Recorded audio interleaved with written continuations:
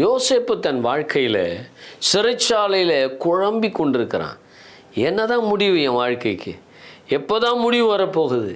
என் வாழ்க்கையில் என்னதான் நடக்க போகுது? சொப்பனம் இருக்குது, ஆண்டவர் கொடுத்த சொப்பனங்களெல்லாம் இருக்கு.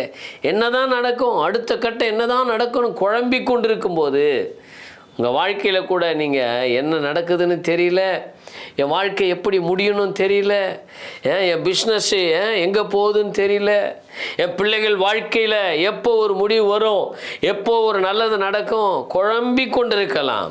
அப்படி குழப்பத்தோடு இருக்கும்போது தான் யோசேப்பின் சிறைச்சாலை கதவு திறக்கப்பட்டது.